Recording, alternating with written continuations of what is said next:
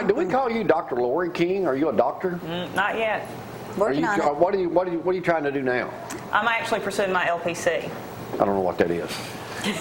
A licensed professional counselor. Licensed professional counselor. Jen, you're not a counselor. You just have a master. No, I have a PhD in gerontology. Gerontology. Aging. Okay. Now I have a PhD in life. In life. All right, let's talk about that a little bit. Me, Gloria, Dan, and Tony all went down to Rainbow City, Gaston, whatever it was, Altala, several months ago. Your ex-husband, Joe King, you were married to Joe for former Alabama football. 7 years. 7 years. Joe had an addiction problem. He did. And through Tony and Dan, we went down and did an interview with him that's been seen by thousands of people. And Joe passed away, what, a month ago? Yeah, a little over a month, about 6 Now, weeks. what is your story? That's a loaded question. I mean, you also were an addict. Yes, sir. I'm still an addict. Now, when you say you still are, when I mentioned this morning kidding about having a Bloody Mary, you that's said okay. I'd probably you'd steal something before you left the building. I did. When She's you're an honest addict, about what it. does that She knows mean? it. In somebody in your case, and you went to prison. I did. I'm a hardened criminal. So, Now you say hardened criminal. I'm just kidding. I know you went to prison though for what? Again, that's a loaded question. Well, dang, how many charges could it have been? Well, it was several, but, you know, I've been clean 14 years, but I went to prison for receiving stolen property and a possession charge. Does it ever bother you that, you know, you have to sit up here and you have to say, like you're just kidding, a hardened criminal, I've done time. That's not you anymore. You're not that same person anymore. You're right. So you can change, people can change, but you recognize the fact that if you had one drink, it's going to be disastrous by the end of the day. Abigail. It will be. I mean, it's a snowball effect. If I take one drink, I won't be able to stop. And I know that's what makes me an addict or an alcoholic. Right. Because once I start, I can't stop. Now, Sorry, wait a I think you're minute. chasing You it. just said if you You just take said it. one drink, because you hear all the time people that get away from their sponsor. That's the main thing you're Someone teaching. to hold them accountable. Right. That's the most important part. Well, yes, and you know, it's a daily decision. You know, you have to choose not to use or drink today. You know, if you don't take that first drink, you won't get drunk. I mean, it's a profound concept. It's kind of simple, stupid. And, and when you hit rock bottom like addicts do, when your life becomes unmanageable, you know you shouldn't go back there, or else it's going to be disastrous. Correct. Why is that so difficult for some to comprehend? Well, you know, life's all about choices, and you know, we get to thinking, oh, we can handle it, or you know, we can drink just one, or I can just drink beer, or you know, I can just take a pill. And you know, once you're for me, you know, we believe once you're an addict, you're always an addict. It's like you have an allergy to it. All right. Now, what do you do now? I am the program director of a facility in Gadsden called New Life for Women. Now, that's how you know Tony. It is. Now, Tony brings people. Works a lot through the drug court system. Yes, sir. Now, how old are the girls that you assist? A minimum, you have to be 18 years or older to enter the program. Now, how long do they stay with you? The average stay at our program is about 6 months. What is the average reason they're there? Today, it's heroin. Heroin, which is cheap to get. It is, and you know, people are on heroin today because everyone got addicted to pain pills like Oxycontin, Roxy. But it's cheaper to buy heroin than it is the pain pills, and it gives you the same effect. Is it that easy to get? Unfortunately, yes. And it's a silent killer too, isn't it? It is. What advice have you got now of people, families that are listening now, and Dan may have represented a bunch of them, that if they're watching, how do they control a relative, a loved one that has an addiction? They can't control them. Can't control them. The best thing to do is, you know, tough love. You know, there's that old saying, you can love someone today. If you continue to enable them, you're enabling them to die. You know, we deal with that with our son, his choice is heroin. And when you have someone that continues to enable them, and you can't make that person stop enabling them, are we just going to, you just sit and watch them until they overdose and die? I mean, that's Sadly pretty much enough. the way it's going. There's a photo circulating on Facebook that is getting a lot of grief. It's a lady standing there with her 2 children and her husband, who I think is 26 years old, lying in the coffin. And she has a smile on her face, yet that's why she's being ridiculed. She's like, he made this decision. He chose to do this. He was in recovery, but he relapsed and went back. You know, and I made the comment, I'm like, maybe they're smiling because that's a ton of relief. They know he's no longer hurting, they're no longer hurting. They just don't think what it does to the family. Correct. And how she did it with Joe King, you guys, you divorced, but yet you stuck by his side until the day he died and took care of him.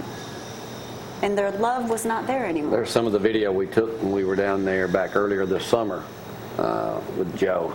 Would you have done anything differently? You glad No. you did what you did?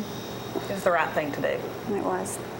Had to be hard, though. It was. It was. And, you know, I know both sides of addiction. I know what I know what the addict goes through, but I also know how it destroys families. Yeah. And you have to put up with that for a long time because of his choices, and he's in the hospital like that. It affects everyone around them. Do you think addicts are selfish? Oh, bad. They're very selfish. You know, it's all about me. They're into instant gratification. You know, they want what they want when they want it, and it doesn't matter the cost. And it doesn't matter what it costs you or what it costs your family. So tough love, cutting them off and quit bailing them when they're getting in trouble. And Let you- them deal with consequences. Yes, and you know, a lot of times when you're an addict, you steal from your family or whatever to support your habit. You know, that's when you need to have them arrested. You don't cover it up. You don't. Don't bail them out of jail. Now, People when you, don't get better if they don't experience consequences. all right, hang on there. Let me get back to that in a few minutes. Let's talk about divorce with the elderly right now. I'm going to tie that into Dan here Yeah. in just a second. What is the deal on that, Jan? Well, there's a couple of reasons, but what you said something very important. Just because you divorce someone doesn't mean you don't love them. Sometimes you really need to divorce the person.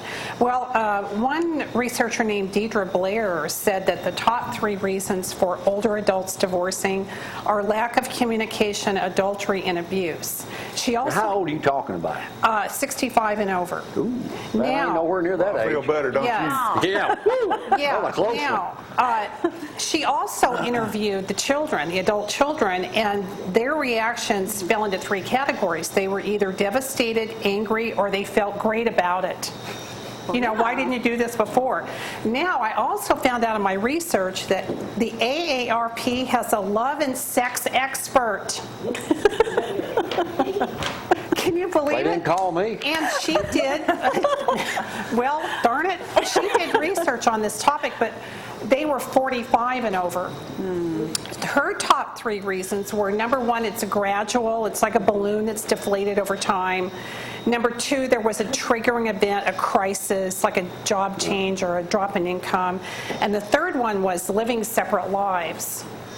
So you can see that under 45, the reasons are 45 and over is different than 65 and over. There is an adultery component in 65 and over. Dan, you handle a lot of divorces among criminal defense and been in here forever up on Jefferson Street. You did a lot of elderly folks divorcing, or is that something that you haven't branched into yet? Well, I mean, I've had folks that have been married over 50 years that I've gotten a divorce for, yeah. Whew. Doing one right now. Do those seem to be the nastiest or the easiest? Do they work well together, or is every case different? Well, they're more complicated because generally they've acquired more assets. Divorce today is mostly about assets and dividing assets. It's not about adultery much anymore. That doesn't matter. Not much. Is there that same standard? Like I joked to Jamie one year, our 10-year anniversary, I was like, buddy, if you want a divorce, you better get it 50-50. He's like, that's the best deal I ever got. And it It was. was. But I mean, if you're married X amount of years, does the judge just split it 50-50 or? Well, things like retirement become available to be divided if you've been married for 10 years. So let's put it this way. Marriage is generally seen today by a judge as a partnership that begins on the date of the marriage and ends on the date of the separation. And they try to divide what's accumulated in that period of time pretty evenly. So adultery's not a It's not as Big big deal of no a more. factor as it used to be. You know, all I can say is this is 2015 and the morals of this community and this country are not the same as they used to be when you and I were coming up. Well, that Yeah. is so true. point. But if you are contemplating splitting from your old lady or whatever, you need to call. Old lady. Getting divorced, you give Dad a call, 232-1287, or if you've been incarcerated. Oh, did we want to mention the mayor of North Sand Mountain this morning? Yes, we Not do. that he's incarcerated, but he'll get you out if you're incarcerated. That's exactly right. Really? Mr. Lamb. Mr. Lamb, Jack D. Lamb. Yeah. North Sand Mountain. Mr. Lamb. All right, Laura, it's Going been a- back to Lauri, I do want to say that her website, if you want to check it out, or if you have a loved one you want to try to send her way, it's very successful for women, and the website address is newlifeforwomen.org. Now, you deal with the drug court here in Limestone County. Mark Yarborough texted me, I wanted him up here this morning. I said, well, make it tomorrow because I'm packed today and I know what a Hopefully talker he'll follow he it is. up tomorrow with So us. do you deal with a lot, all North Alabama, or? I deal with the whole state of Alabama, and really the southeast. We get a lot of clients from Kentucky and the surrounding states. What caused your demise, basically? My drug addiction. Yeah. I guess I was a thrill seeker. I had a great home growing up, and I just started experimenting at an early age. And I just have that personality, and once I started, Did your parents stick with you? They did. They did. Do you They were see- your typical enablers. That's hard, though, for a mother and dad to cut their kid off. It is. It But is. you say but the number one thing, they have to do it. You know, and I may not have went down the same path I did if they had have shown me tough love. That makes a lot of sense. Got to say this. She wouldn't be where she is today if she hadn't have taken the path she took. So God's blessed us because of the path that she took. She's helped a lot of my clients, and her place's success rate is phenomenal when compared to others. What is your success rate? If you complete all 3 phases of our program, which is explained on our website, it's a little better than 50%. Which, may not sound like a lot, but It is a lot. it really is. is. Well, we want to thank you for coming up here. It was a pleasure to meet you, and we interviewed. Doing the interview with Joe was. I Brought hope us y'all were together. pleased with that, and I hope he We was were. pleased with it. We were, several He people have was. accepted Christ because of that testimony. Yeah, and that's what he wanted. Wow. And then also for his daughter to be able to see that video later when she's an adult. So anyway, thank you.